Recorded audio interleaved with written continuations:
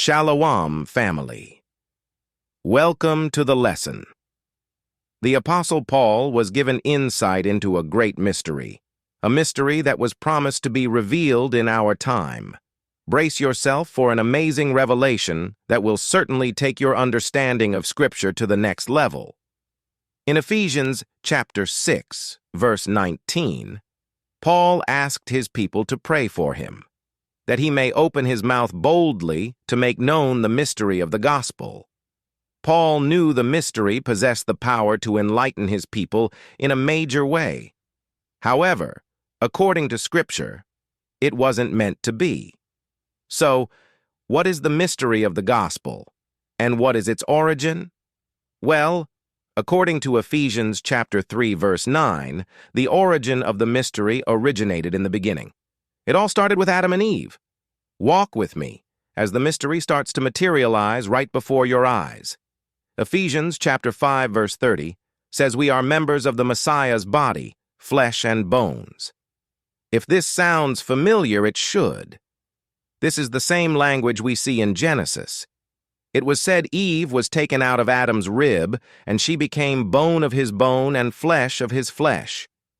This literal interpretation couldn't be further from the truth. The phrase, bone of my bone and flesh of my flesh, simply means Eve was of Adam's family origin. It does not imply a physical creation of the female gender. The proof of this is mentioned in Genesis chapter 29, verse 14. In this scripture, Laban says the members of his family are of his bone and of his flesh. We have to fan away the smokescreen of lies that taught us Adam and Eve were the first people on earth. If Adam and Eve were the first people on earth, how was it possible for Cain to find a wife in the land of Nod? In addition, after finding a wife, Cain built a city. To take on a task of that magnitude would require a large workforce, to say the least. Ephesians chapter 5, verse 31. For this cause shall a man leave his father and mother, and shall be joined unto his wife, and they two shall be one flesh. In this scripture, the Apostle Paul states, we are of the Messiah's body, flesh and bones. And for that cause, a man shall leave father and mother, and shall be joined unto his wife. The very next verse says, this is a great mystery. What's mysterious about a man leaving father and mother and cleaving unto his wife? In Scripture, the physical realm mirrors the spiritual realm.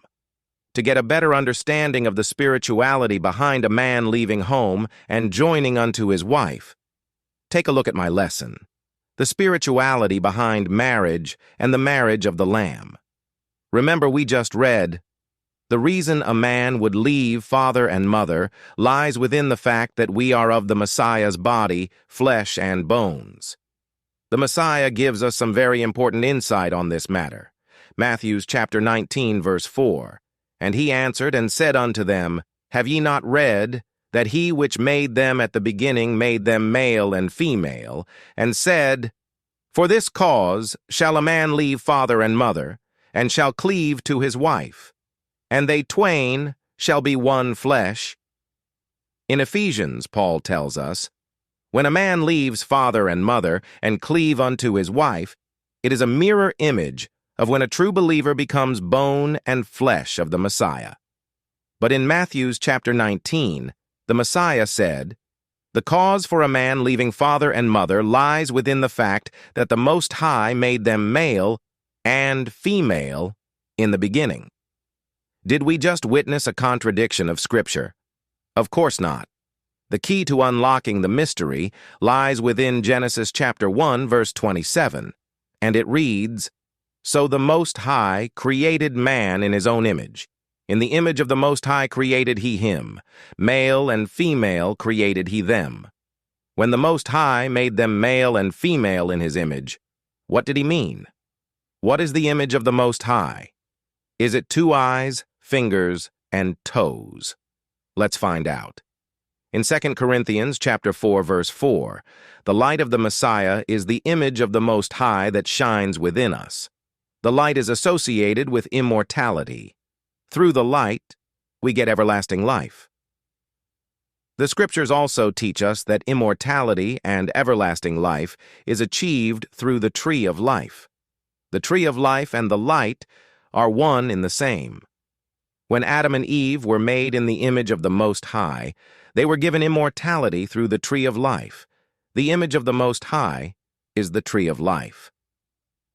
Wisdom of Solomon, chapter 7, verse 26. For she is the brightness of the everlasting light, the unspotted mirror of the power of God, and the image of His goodness. Like I said before, the light and the tree of life are one in the same. Through the tree of life, immortality is achieved. Back in the Garden of Eden, when we walked the earth as immortal beings, we walked in the image of the Creator. This is exactly what the Messiah meant when He said, "Have ye not read that He which made them at the beginning made them male and female?" The creation of Adam and Eve was spiritual. Human beings were created long before spirituality came into play. In Romans chapter 1, verse 20, the Most High said He will use the physical creation to open our eyes to see the spirituality within creation. In the beginning, Adam was raised up under the vibration of the tree of life. When the Most High breathed the breath of life into Adam, He breathed in the spirit of the tree of life. 2 Esdras, chapter 3, verse 5. And gavest a body unto Adam without soul, which was the workmanship of thine hands, and didst breathe into him the breath of life, and he was made living before thee. And thou leadest him into paradise, which thy right hand had planted, before ever the earth came forward. After the breath of life entered Adam, he was lead into paradise. The book of Revelation, chapter 2, verse 7, says the tree of life is in paradise. After Adam was raised up in the Spirit, Eve, a nation of people, were raised up in the Spirit through the tree of life. Now, we can grasp an understanding of why the account of a man leaving father and mother seems to differ from Matthew's to Ephesians. Matthew's gives us an account of when Eve, a nation of people, was raised up under the spirit of the tree of life. Ephesians gives us an account of when the Israelites were able to obtain a connection to the tree of life through the Messiah. Ephesians chapter 5, verse 32 speaks volumes, and it reads, "This is a great mystery, but I speak concerning Christ and the church." The mystery started with Adam and Eve. They were on a quest to obtain the tree of life. The creation story is actually a 7-day prophecy. Each day tells the tale of how the people of the Most High were able to navigate their way up to the 7th day of rest. As the prophecy states in 2 Esdras chapter 7, verse 30, we are reliving the 7-day prophecy. Back then, we were led by Adam. This time, the Messiah is leading the charge. 2 Timothy chapter 2, verse 6, "The husbandman that laboreth must be first partaker of the fruits. Consider what I say, and the Lord give thee understanding in all things." The first husbandman was Adam. He was first partaker of the fruits of the tree of life. The last Adam, the Messiah, will guide us through the treacherous terrain that leads to the second rest. 2 Esdras, chapter 8, verse 52. "For unto you is paradise opened, the tree of life is planted. My brothers and sisters, endure unto the end, that you may be found worthy to partake of the tree of life, just as our ancient ancestors did in the Garden of Eden." If you want to understand the Bible from Genesis to Revelation, first you must understand Genesis chapter 1. Genesis chapter 1 is prophetic. The Most High is using His creation to convey a message to His people. After you have mastered the figurative language within the creation story, the Scriptures will become as clear as the waters that flow from the throne of the Creator. I wrote a book that explains the first chapter of Genesis in detail. It's called The Revelation of Genesis. You can listen to the audio version for free on my Instagram page.